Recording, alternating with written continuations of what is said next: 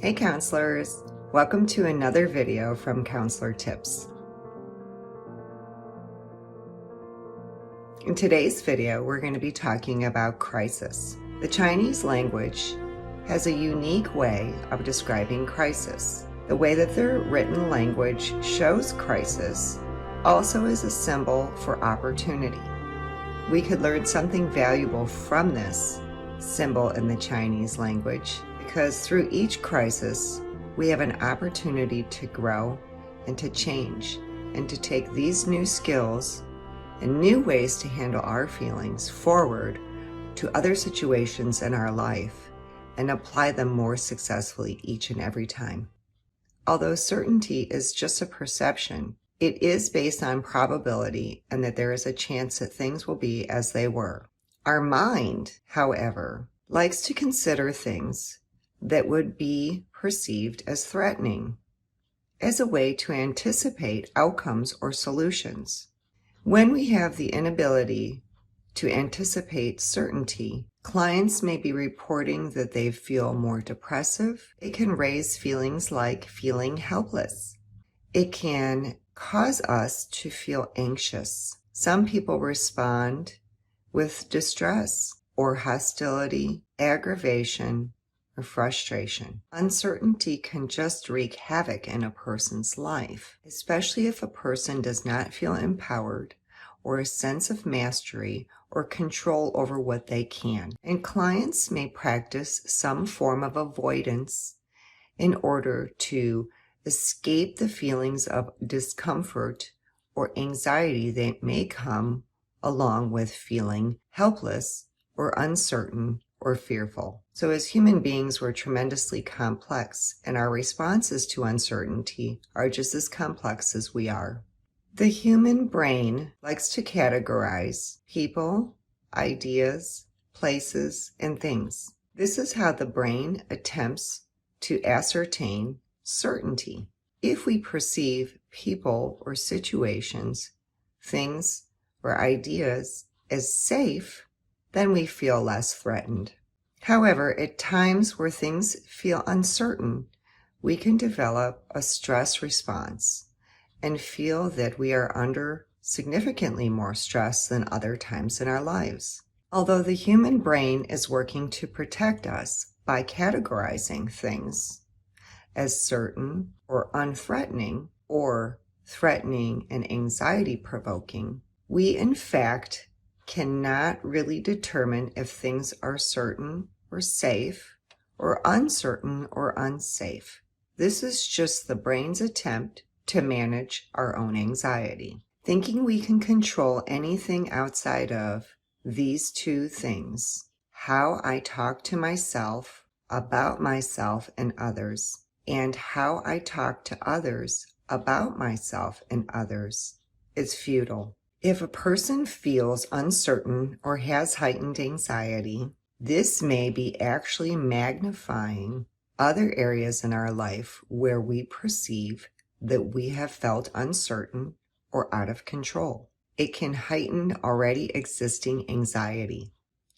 If we feel uncertainty or anxiety now, it may also highlight other times in our life where we have felt unsafe without resolution, or it may lead to us projecting our feelings of unsafety or uncertainty onto future situations or possibilities. So as I stated earlier, we only have control over two things. We have control over how we respond to situations in our life, to people in our life, to things happening, or environmental factors. And we have control over what we think or what our mind likes to keep attention to. With our thoughts, we actually have command over how much we give each thought any kind of attention.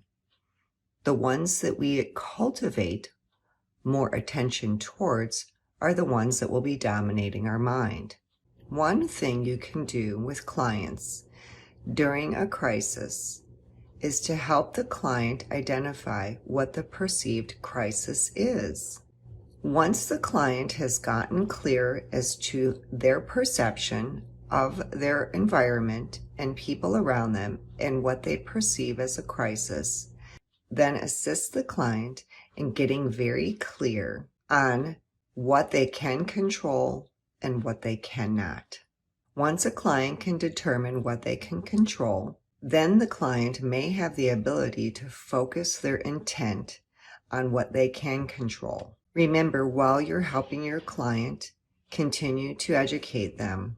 The client can control their responses, as well as the clients can control what thoughts keep their attention. Perhaps your thoughts become challenging because you're not only thinking about your current worry or stressor, but you may be compounding it with thoughts of the future. As a counselor, you can help clients when they are worrying about future concerns that haven't even occurred to gently bring the client back to the present.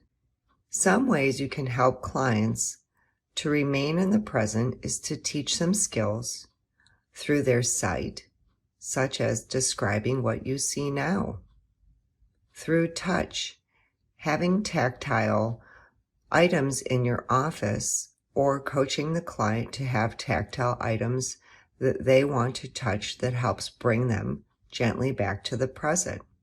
Another good one is to have a client pay attention to the sounds around them now. If it's nice outside, have a client at least listen for how many different birds they can hear. Another sensory experience a client can do to keep them in the present is to have them focus on the tastes that they experience while they're consuming a beverage or food. You can teach a client that they have to count how many times they chew before they swallow. This is a gentle way of teaching clients to be in the now. This exercise can be tailored to each individual client. These activities are considered being mindful. That is, fully experiencing the present, which helps combat worry and anxiety or fears, where we're racing off to the future of what things might be like, or if we feel like the crisis will never be resolved. Another item you can help clients develop is healthy affirmations. So looking at the client's strengths and writing down where they have these strengths and their own praise for the strengths that they have. You may also want to encourage them to get out from their current surroundings and enjoy something that is offered at all times. That being any kind of outdoor activity, whether it be taking a walk, going for a hike, experiencing the sunshine, experiencing what the rain feels like on their skin, and so forth. Going outside is an option for most clients and can be utilized as part of their stress reduction plan. Remember, a crisis is an opportunity. It is an opportunity for all of us to learn to grow and to be challenged to get out of the way we've always thought of things or the responses that we've had to them. It is an opportunity to practice how I think about myself and others, and the things that I say to myself about myself and others, and how I'm responding to people around me. Thank you for joining me for this video on helping to understand a crisis as an opportunity to grow. I suppose it's just based on our perception. If you feel that you're learning from these videos, please consider subscribing to Counselor Tips and share this video with a counselor friend if you believe it can help them. See you soon.